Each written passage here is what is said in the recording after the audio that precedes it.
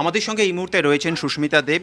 দিদি, আপনি কিছুক্ষণ আগে রাজ্যসভার সাংসদ পদ থেকে পদত্যাগ করেছেন, কেন এই সিদ্ধান্ত নিলেন?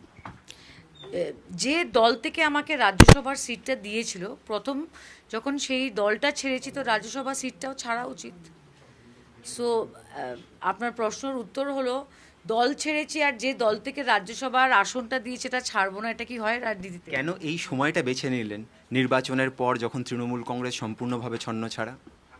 এখানে আমি একটা কথা বলি যে এই সময়টা আমি কেন পিক করলাম, এটা একটা গুরুত্বপূর্ণ প্রশ্ন।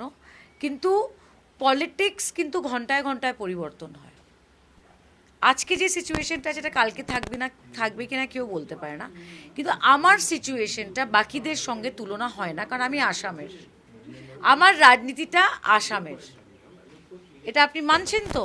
হ্যাঁ, তো বেঙ্গলে কি হচ্ছে এটা একটা অন্যরকম ব্যাপার, আর আসামে কি হবে তৃণমূলে থেকে বা তৃণমূল ছেড়ে এটা অন্যরকম ব্যাপার। সো আমার কারণটা বাকি কারুর সঙ্গে সেটার তুলনা হয় না। তো আমার ব্যক্তিগত কারণ আছে, রাজনৈতিক কারণ আছে, আর আসামের রাজনীতির সঙ্গে যুক্ত কারণ আছে। আপনাকে বারবার প্রত্যেকটা ক্ষেত্রে দেখেছি, আপনি যখন কংগ্রেস ছেড়েছেন, আজকে যখন তৃণমূল ছাড়ছেন, আপনি সৌজন্যের রাস্তা থেকে কখনো আপনি সরেন না। আজকেও আপনি মমতা বন্দ্যোপাধ্যায়ের বিরুদ্ধে কোনো কথা বলছেন না। কিন্তু এই যে ছবিটা আপনি দেখছেন, যে দলে আপনি এতদিন ধরে ছিলেন, কেউ আলাদা দল ভেঙে চলে যাচ্ছে, সংসদীয় দল ভাঙছে, এখানে দাঁড়িয়ে আপনি কি একটা সম্পূর্ণ অন্য দৃষ্টান্ত স্থাপন করলেন পদত্যাগ করে দিয়ে? দেখেন, আমি অপোজিশনের রাজনীতি 2014 থেকে করছি। আমি যখন চোখ খুললাম আর 16th লোকসভায় আসলাম, তখন প্রাইম মিনিস্টার মোদিজি 400 না কতজন এমপি নিয়ে বসা। শালীনতার বাউন্ডারিটা আমি কোনোদিন ক্রস করিনি। হ্যাঁ, আজকে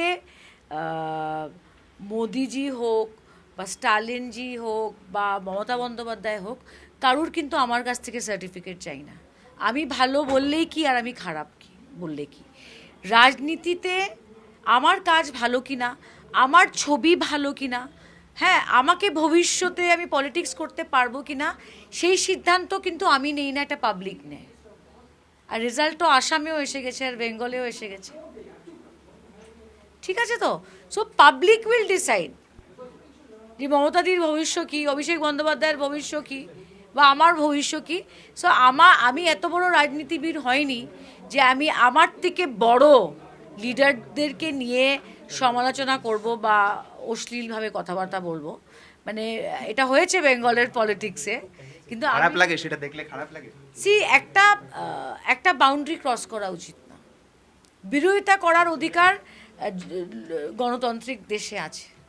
আমিও বিরোধিতা একটা টাইমে করেছি বিজেপির, কিন্তু ধমকি দেওয়া, দেখে নেব, হেই করে নেব, এটা আমি মনে করি এটা রাজনীতির দরকার নেই। কারণ পাবলিক ডিসাইড করে কে থাকবে আর কে জিতবে আর কে কোথায় থাকবে। আপনি আপনার যে এই পলিটিক্যাল স্টেন্ট তৃণমূল কংগ্রেসে আপনি কাটালেন, পশ্চিমবঙ্গ থেকে আপনি নির্বাচিত হয়ে গিয়েছিলেন, পশ্চিমবঙ্গের বিধানসভা থেকে আপনাকে নির্বাচিত করেছিল। আপনার এই সময়টাকে আপনি কিভাবে দেখছেন? আপনার ওপর দায়িত্ব ছিল আসাম সহ উত্তর পূর্বে তৃণমূলকে বিস্তার করার। আপনি আপনার কাজে কতটা স্যাটিসফাই? সর্বভারতীয় তৃণমূল কংগ্রেসের মেঘালয়ার ইনচার্জ ছিলেন মানস ভুঁইয়া। হ্যাঁ, ত্রিপুরার ইনচার্জ ছিলেন রাজীব ব্যানার্জি, গোয়ার ইনচার্জ ছিলেন মহুয়া মৈত্রা, সঙ্গে ছিলাম আমি আর আরেকজন, ঠিক নামটা মনে নেই। সো এই সেট আপটা ছিল। হ্যাঁ, তো আমি যাই করেছি, অনেকে বলে আপনি ফেল করে গেছেন, ত্রিপুরাতে আপনি কিছু করতে পারেননি, আসামে আপনি কিছু, আসামে এবার যদিও আমরা একটা সিট জিতেছি। সো অনেকে বলে যে আমি ফেল করে গেছি, কিন্তু আমার যে ট্র্যাক রেকর্ড, আমার ফেলিয়ার আমার অযোগ্যতার জন্যে না, বিভিন্ন কারণ আছে। কিন্তু ওই কারণগুলা এখানে বলা, টিভিতে বলা ঠিক হবে না। But I am astute politician, আমি সেই কারণগুলার অ্যানালিসিস করেছি, ঠিক আছে? আমি একটা চেষ্টা নিয়েছিলাম, আমি বলবো আমি নিজেই হয়তো বিফল হয়েছি বা আমার ডিসিশনটা ঠিক হয়নি, বা তৃণমূল কংগ্রেসকে যে জায়গায় আমি নিতে চেয়েছিলাম সেটা আমার পক্ষে সম্ভব হয়নি বা পরিস্থিতির জন্য সম্ভব হয়নি।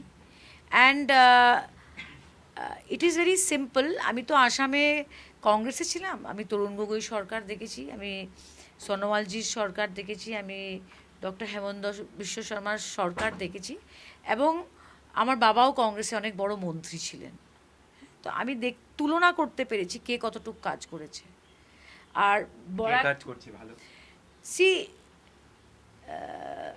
ইট ইজ ভেরি সিম্পল।